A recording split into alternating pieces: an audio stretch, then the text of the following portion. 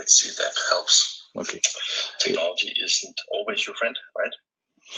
See, that is the advantage of starting No sound. few minutes before the scheduled time, because then you can at least try to get hold on your things right now. And Henrik says he gives me thumb up, so that means that, yeah. So what I was about to say is that I said to Henrik and I said to my wife yesterday that doing 5 times 3 hours a day is actually a quite ambitious project. And I know that I'm not talking all the time, but I'm listening to everybody and trying to have relevant questions in your communication with people. So yeah, that is of course something that we have to learn from.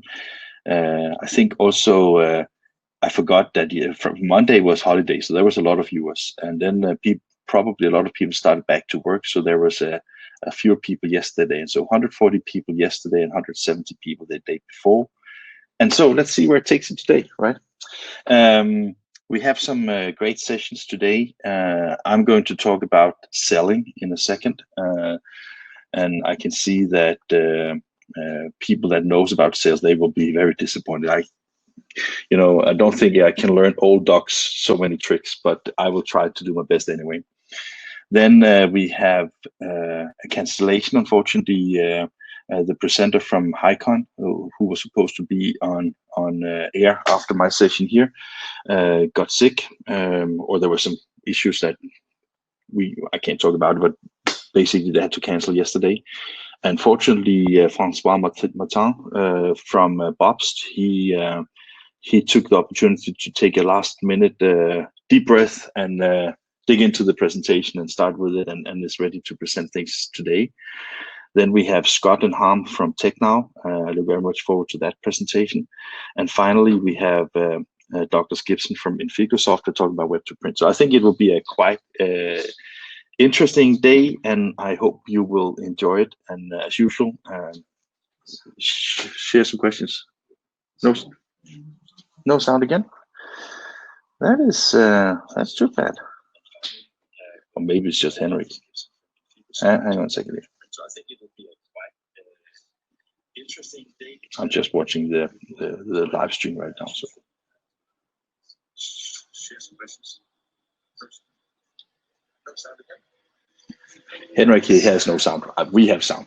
Let's take the presentation ahead and see where it takes us, and I hopefully it works. So first, I will just click on the presentation screen here, and then I will share this little beauty here that I did. So I think that one of the ever recurring questions you always have is obviously sales. Everything is about sales. When I used to be a sales manager in a printing company some years ago, it was a little bit of a strange situation, because maybe you recognize this. Everybody found that their department was the most important department. So pre-press, they thought they were their most important department, and the print operation was the most important thing. And that kind of lead to where our sales, because I mean basically all of us lives from our customers. So obviously it's extremely important that we have everything that we do in our companies are customer centric and turned around the customers. I would like to share an example how bad it could be. I used to work in a printing company 10 years ago, 15 years ago, and I was a relatively young, at least 15 years younger salesperson, and the way it worked in that printing company was basically that if you've been out with a customer and you wanted to give the customer a quote, you came with the RFQ, put it to the estimator's table, and then the estimators were supposed to give you a price within reasonable time. And you can, of course, always discuss with yourself what is a reasonable price or time, sorry. I was still relatively young and didn't work so long time with that printing company. So after the first day, I was just like, okay, maybe it takes a day. Then after 3 days, I still didn't get any response. And after 4 days, I was like, hey, Mr. Estimator, can you please tell me when I will get the estimate from you so I can go talk to my customer about this? And he said, Morten, you placed the RFQ in the wrong colored Shatek. And if you can't figure out to put it in the green check and just of placing it in a white check, then I can't do my job. So you have to learn to adapt to the structures, otherwise we can't do it. And that has been an example for me on how bad things can go in a printing company, and how bad things can be in relation to understanding the importance of what is important in a company, right? So that is what have inspired me always to talk about sales. And in this slide, you can see that I try to put up like sales is not the same as selling. I think a lot of people that work in printing companies, they mix these two things, because if you are, let's say that you are an account manager and you get a call from a customer placing an order with you, that is sales. That is not selling, because essentially you have to understand there is like a process behind it. We'll talk about that in a second. But we have like two types of customers. There are the customers that knows that they have a defined need. Let's say that if you are a magazine publisher, you know you need a magazine. So if you are in a procurement process with a printing company, you will tell exactly what you need, and that when your customer know this, he or she will most likely also know the value of what you're offering, and that can lead to lower margins because it's a high competitive market. So that is something that you have to have in mind. Secondly, the other type of customer are the ones that have an undefined need. Let's say that you go and ask a customer, I'm selling print and I would like to sell this to you, and he said, no, we don't use print. We have an inkjet printer, desktop printer sitting here, and we don't need a professional service. Then you of course have to spend time with that customer in advance to explain and educate them why your value proposition and your product is better, maybe not in a quality sense, but better in a sense of what it can do for your customers. So it's always about what can your product do for your customer. And if we talk print, it is often that we forget that whether it's printed digital or printed in offset, or it's with a specific types of finishing and things like that, doesn't necessarily play such a big role for your customer. What plays a role in what it does for your customer? Does it lead to more sales? Does it lead to better marketing? Does it lead to something else that is a little bit more undefined? Maybe you have to talk to your customer before you really understand that part of it, right? And to give an example, I found this picture. You can see it's from Hunkler, and you can see that there's an HP T-Series printer on this picture. I just want to also reach out to Hunkler because they are sponsoring this event. So thank you very much. So if you have this type of printer, you might want this kind of binding equipment. So that is like there's a relation between in what position in the market you are and what equipment you have, or what product you already have and what you want to achieve. And if you have this the T-Series printer, you might be in market for some kind of binding equipment from Hunkler. If you have another HP printer like this one, you are not in the market for any of the products and services that Hunkler have. And that is of course, everybody understand that if you have this type of printer, you may not be the customer you want at all. But let's say that you have this type of printer in a let's say in a small business where they could have a bigger machine, or they could have maybe value of outsourcing some of the print. You have to explain that process and that service before you get to what you can sell them, because otherwise they will say, this is a great printer, it print out beautiful paper, and that is sufficient to what we do, right? So this is just an example that you can't sell to somebody who don't have a need for it, and then you have to have that into the considerations that you're doing it. I said that it's also about the understanding of the difference between sales and selling. If you start with the sales, sales is about numbers. It's basically reaching your budgets. It's about reaching your targets. It's about something that is more like, I would say, it's not easy, of course, but I would say that is way more about reaching an objective that you have hopefully agreed with your sales manager or your boss or yourself, and you have put in some numbers that you want to do that to justify your salary, justify your bonuses, justify your incentives, and all these kind of things. Really important to understand that sales is about the numbers, in my opinion, and selling is about the process. So if you have like a sales budget where you need to sell for €1 million, the selling and the process about that is how you will achieve that €1 million turnover. So that is like the differentiation when you think of that, because if you think of sales and selling as the same, I think you can end up in a trap, because how should you achieve your sales if you don't know how to get there? So that is why I try to differentiate these two things. Everybody wants to sell more if they can, and that has a lot to do with psychology. So when you want to sell more, you have to understand your customers, you have to understand what they need, and you have to understand how you get to that confident levels with your customer. I think that often we are so focused on selling what we have instead of starting listening to what the customer really want. Another example, I used to work in a design agency a few hundred kilometers away from where I live now, and design agents at that time anyway was I wouldn't say an easy target, but it was a target for salespeople from printing companies, because it was a work generating place business, of course. And we were approached by a Danish printing company asking to come and show us what they were able to do. And the first thing that struck me when the young guy came on board, it was like he said, "I've been working for this printing company for only a week." Okay, so that is like one thing that is something that you have to put into to the equation. Then he had like a cake, and he was just starting. You put it on a table, starting cutting in slices and served to us. And I mean, I didn't know him. I didn't know that guy, right? So that was, to be honest, a little bit odd, right? Then the next thing was he started to talk about how fast the Komori machine was.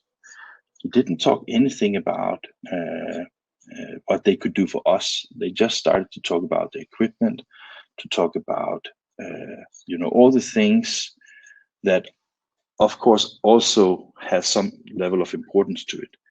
But he never listened to what we said. And then you came to the products and services, and I said, so okay, why should I choose to work with you? And he was like, yeah, we are the cheapest printing company in Denmark. And I was just like, yeah, but that is crazy, because I didn't even ask for the cheapest printing company. I asked maybe for the best printing company, or the ones that understand our needs the most. But since you ask for being the cheapest printing company, I can give you some RFQs based on something that we have already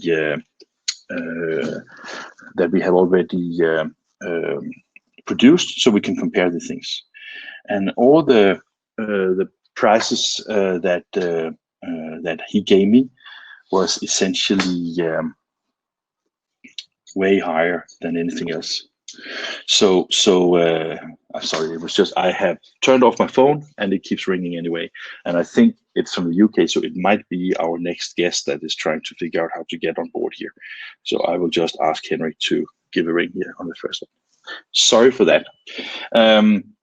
So I hope you get my point that basically when you start selling on first of all, you don't have a relationship. Secondly, you end up in a situation where you talk about equipment and where you talk about capabilities, and then you end up saying that you're the cheapest in the market, and then you end up being not the cheapest in the market. I think that you have more or less done everything wrong that you could do in that sales process. And to be honest, it was a shame, because after we didn't start working with them, but after we started working on INKISH, I got to know the company from a different angle, and it was actually, or is actually, one of the best printing companies in Denmark when it comes to quality and service and all the things that really matters sometimes to some products, right? So an example. The ever recurring question is, of course, what do customers really want? I don't know if you've seen that, but we have a channel on INKISH TV called the Print Champ champion channel with Matthew Parker, and he used to be a buyer for a publishing company in the UK, and he has written books and do lessons about customer needs. And he gave an example, and then I reviewed one of his books, and he gave an example that, you know, he sent out RFQs to a lot of different printing companies, and all the printing companies more or less went back to him with focus on prices and applications.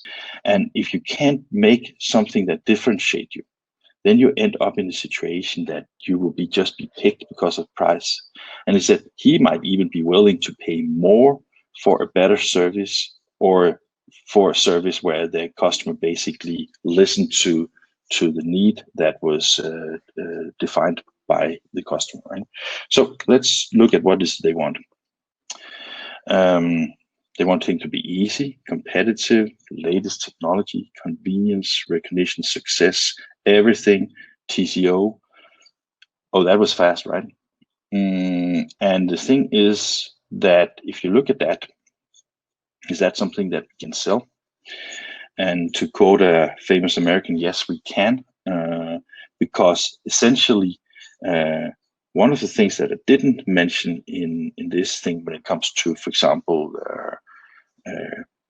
if you sell print, is the product. If we talk about vendors, I'm not talking about the products either. I'm talking about all the things that justifies the investments we do. So let's say that if you look at the latest technology, that is of course relevant to vendors, because they, I think it's very unlikely that they have products that where they go and say, see, this is the oldest technology we have.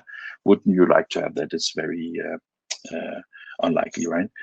TCO, total cost of ownership, of course, makes a lot of sense, because that is something that everybody's looking into. But the big question is, can you calculate all the things into total cost of ownership?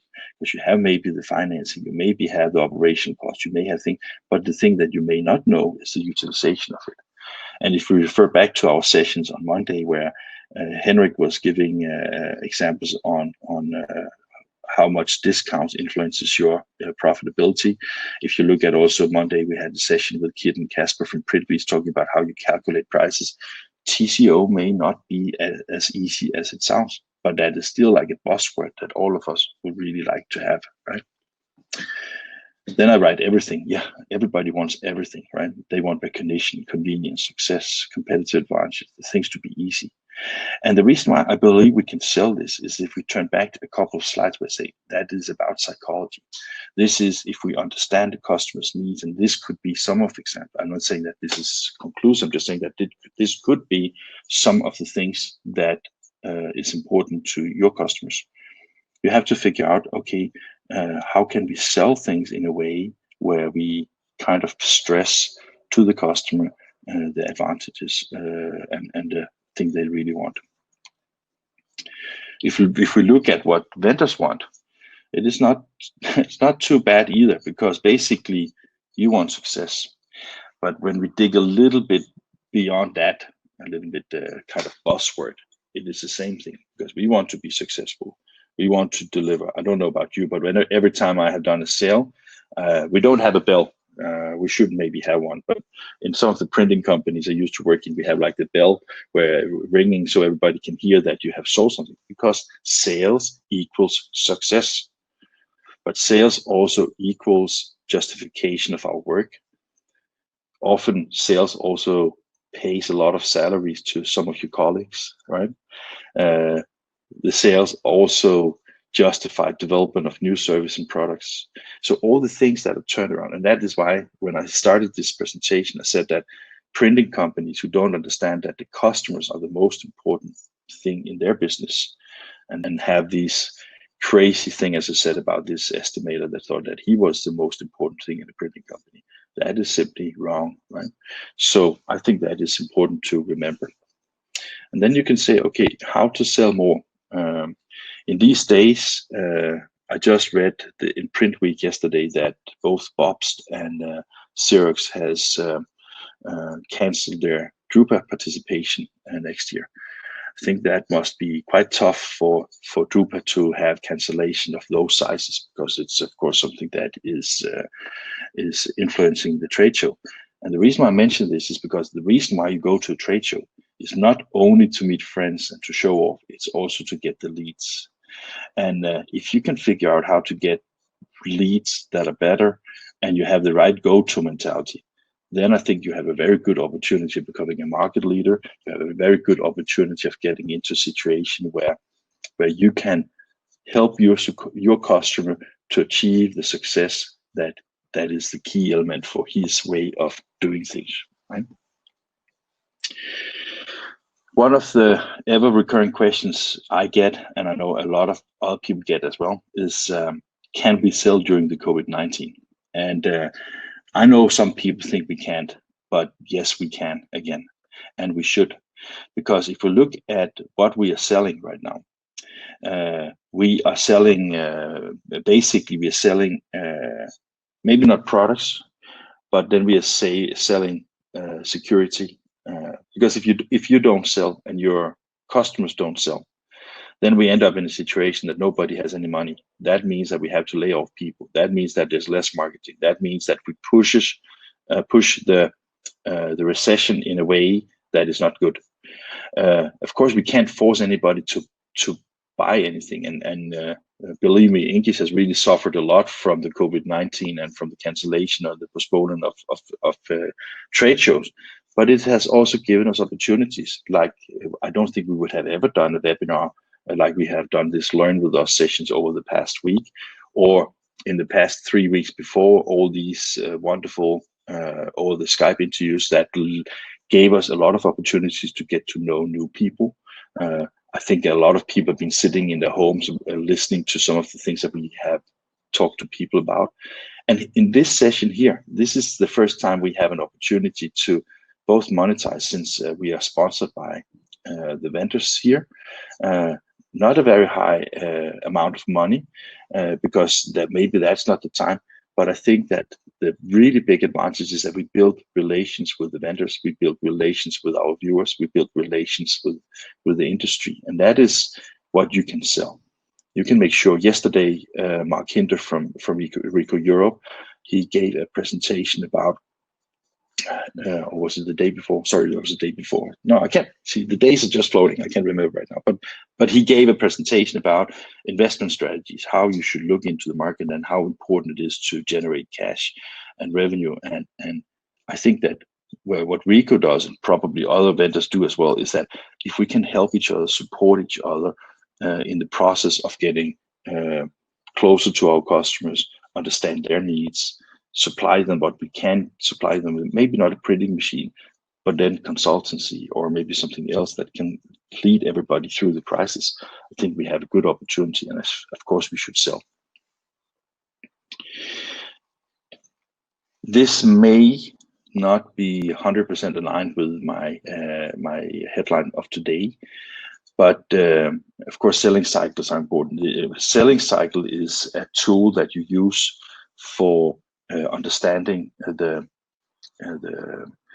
process of from you have a prospect to you have your first interaction with a customer, to you have a proposal, to you have all these things, right? And these things are obviously extremely important in your own management. There's a lot of different ways of looking into these. So to be honest, that is something that you should work on yourself. But I came up with an idea a couple of years ago, and I just want to show it to you, share it with you. See, if you look at this, I gave an example here where you have, you can see that you have the prospects, contact, qualified lead, need, offer clarification, close, sales, produce, deliver, referrals. That is a typical selling cycle. It can have more milestones, it can have fewer milestones. That is not so important. The important thing is here to understand that if you look at from contact to qualify a lead, and then on top of that I have put in a title of marketing. Isn't that just, I mean, isn't marketing the management thing that you have to do here? Because if you want to have more qualified leads, you need to have better marketing. If you qualify the lead and you want to express or get the customers to express their need for it, isn't that like a human resource job to educate staff to have the right understanding and how to ask questions. And from the offer to the clarification, that is about knowledge. And in my opinion, this is a way of trying to understand that if we have sales as the most dominant part of all companies that we work with, and we put all the steps and the milestones, first of all, we get an idea about the time and the value of the selling cycle. But even more important is that we also get a tool where we can see that, okay, we need more marketing, we need less marketing, we need better marketing. So these kind of elements will help you and help your company of identifying the needs in ways to get what you need, basically, right? So the conclusion here is essentially that, of course, you should just sell some more. And I appreciate that you spent some time with us here in Learn With Us session. When we started this one, it was not the intention that I should do so many of the presentations, but I hope you find them useful anyway. I have always enjoyed sharing my ideas. I don't know how good I am at it, but maybe you can throw in a few comments on the chat. Maybe you can ask some questions if you have further things.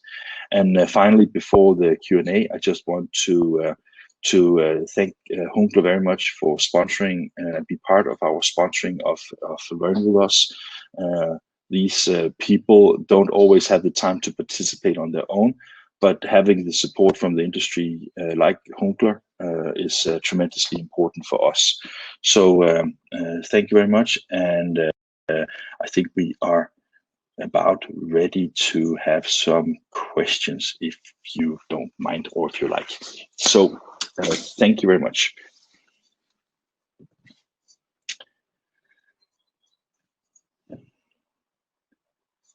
No questions so far.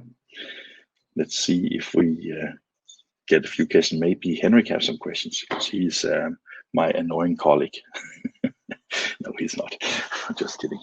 By the way, I just want to thank also, we got a lot of feedback from having positive feedback from having the webinars the way we do it, because we try to be very down to earth, and we don't try to be so formal. We want this to be joyful, and we want it to be very human to human kind of thing, which is very, very difficult when you are in a situation like talking to a screen. Right now I'm looking at myself on the screen, and I would love to see you guys instead, because that is way more fun. And that is, of course, something that we will try to evaluate, whether this platform is better than some of the others in the market, or how you do things. So, but let me hear if anybody has any questions.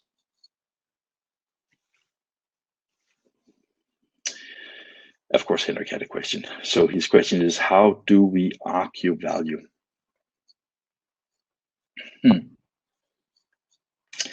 I think that the first and most important thing about value is that it is not that's not like a fact. That is like something that is really different from person to person, from company to company. So for some companies, the only value is the lowest price, fastest delivery, unfair, everything. Henrik actually told me a story because he used to have his own company, and there was one of the customers, they wanted to buy something from him, but they wanted a discount, and he couldn't give them a discount unless he changed on the service levels. And obviously, you know, it's always like Moore's law, because when he gave the discounts and removed some of the service levels in the agreement, of course, these service levels were needed at some point. And that is like an example that if you always sell on price, I think that sometimes you will, or always buy on price, you will end up having sometimes at least, where your cheap purchase was actually very costly to you. So the value, or how you argue value, is very different. In my opinion, it's like when we started INKISH, everybody was like, well, your films are long. And everybody was like, social media needs to be short. And I was just like, I don't care. You know, if you look at some of the network channels out there, like BBC, like CNN, like some of the bigger channels, they don't care. They just produce and deliver the content that is needed, and then people can get in and out to it when they see that. When I see a printed piece where I really find that it is done great, I don't trash it. I save it. So the shelf life on nice products have a way longer shelf life than on ugly, badly produced things. We try to do everything with the highest level of values. And I think also that if you look at some of the equipment sold out there, it may not be so important whether the price tag is 1 million or 1.1 million. But when the day is over, it's about what value it can produce for the customers as well. When it comes to print, I think that it is important that salespeople in print talk to the customers what they want to achieve. And the question is like, do you want to have do you think that your business cards represents the values of your company?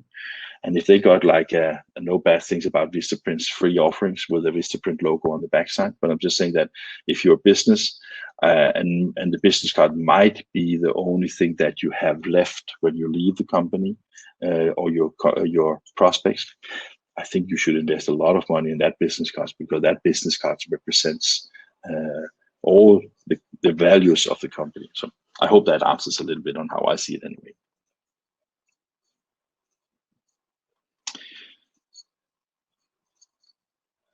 Okay, I think this is pretty much what we have to talk about for today. I hope you could use my presentation for something, and I can tell you that we have now, very soon in 15 minutes, we have Francois Martin from Bobst. I have never met him, so I look very much forward to talk to him first of all, and I also look very much forward to his presentation. The presentation is about packaging trends and challenges.